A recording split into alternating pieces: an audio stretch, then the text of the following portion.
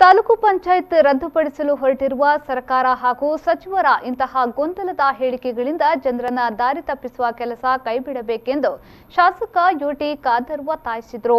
ಈ ಕುರಿತು ಮಂಗಳೂರಿನಲ್ಲಿ ಮಾಧ್ಯಮಗೋಷ್ಠಿಯಲ್ಲಿ ಮಾತನಾಡಿದ ಅವರು, ಯಾವ ಕಾರಣದಿಂದ ರದ್ದು ಮಾಡ್ತಾ ಇದ್ದೀರಿ ಎಂಬುದನ್ನು ಜನರಿಗೆ ತಿಳಿಸಿ 73ನೇ ತಿದ್ದುಪಡಿಯಂತೆ 3 ಹಂತಗಳಲ್ಲಿ ಅಧಿಕಾರ ವಿಕೇಂದ್ರೀಕರಣ ಆಗಬೇಕು ಎಂಬುದು ಸಂವಿಧಾನದ ಆಶಯವಾಗಿದೆ। ತಾಲೂಕು ಪಂಚಾಯತ್ ರದ್ದುಪಡಿಸಿ ಎಲ್ಲಾ ಕೆಲಸವನ್ನ ಶಾಸಕರೇ ಮಾಡಬೇಕೆ, ಇದರಿಂದ ಅಭಿವೃದ್ಧಿಗೆ ಹಿನ್ನಡೆಯಾಗುತ್ತದೆ। ಕೂಡಲೇ ಇಂತಹ ಯೋಚನೆ ಕೈಬಿಡಬೇಕೆಂದು ಖಾದರ್ ಒತ್ತಾಯ ಮಾಡಿದರು। 73 amendment is a 3-tier system. ಇದರ ವಿರುದ್ಧ ಹೋಗಲಿಕ್ಕೆ ರಾಜ್ಯ ಸರ್ಕಾರಕ್ಕೆ ಸಾಧ್ಯವಿದೆಯಾ? ಅದು ಅಸಂವಿಧಾನ ಆಗುವುದಿಲ್ವಾ?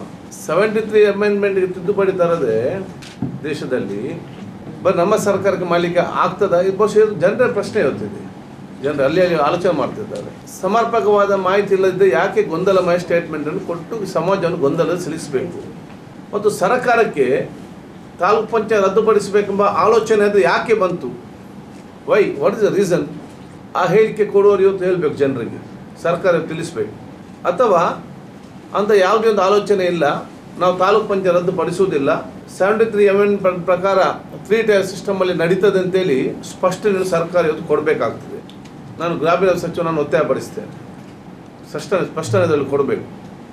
ನಾನು ಸರ್ಕಾರವನ್ನು ಕೇಳಲಿಕ್ಕೆ ಬಯಸ್ತೇನೆ, ತಾಲೂಕು ಪಂಚಾಯತ್ ಇಲ್ಲದಿದ್ದಲ್ಲಿ ತಾಲೂಕು ಮಟ್ಟದ ಅಭಿವೃದ್ಧಿಯನ್ನು ಯಾರು ಮಾನಿಟರ್ ಮಾಡ್ತಾರೆ?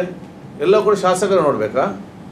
ಎಲ್ಲ ಅಧಿಕಾರ ಕೂಡ ಕೇಂದ್ರೀಕರಣ ಆಗಬಾರ್ದು ಅಂತ ಹೇಳಿ ಕಾಂಗ್ರೆಸ್ ಹಿಂದೆ ಅದು ವಿಕೇಂದ್ರೀಕರಣ ಮಾಡಲಿಕ್ಕೋಸ್ಕರ ಇವತ್ತು 3-tier ಸಿಸ್ಟಮ್ ತಂದಿತ್ತು।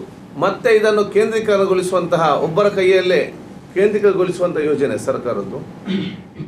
ಇನ್ನು ಮೀನುಗಾರಿಕಾ ಬೋಟ್ಗೆ ನೀಡುವ ಸೀಮೆಎಣ್ಣೆ ಕಡಿತವಾಗಿದೆ।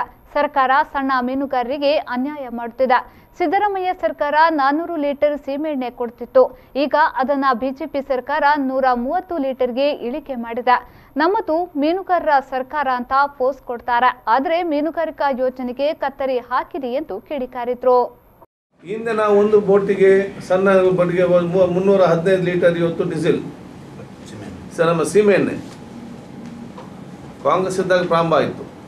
ತಿಂಗಳಿಗೆ 400 ಲೀಟರ್ ನಾವು ಸಿದ್ದರಾಮಯ್ಯ ಕಾಂಗ್ರೆಸ್ ಸರ್ಕಾರದಿಂದ ನಾವು ಕೊಡ್ತಿದ್ದೆವು। ಅದು ಮತ್ತೆ ಇವರು ಬಂದ ನಂತರ 315ಕ್ಕೆ ಕಳೆದ 2 ತಿಂಗಳ ಹಿಂದೆ ಮಾಡಿದರು।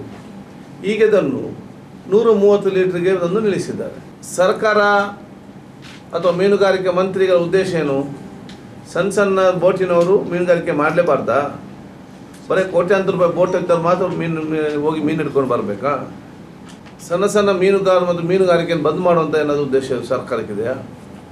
ಆಗ ಹಿಂದೆ ನಾವು ಎಷ್ಟು ಮೀನುಗಾರಿಕೆಗೆ ನಾವು ಇವತ್ತು ಆ ಸೀಮೆಯನ್ನು ಕೊಡ್ತಾ ಇದ್ದೇವಾ?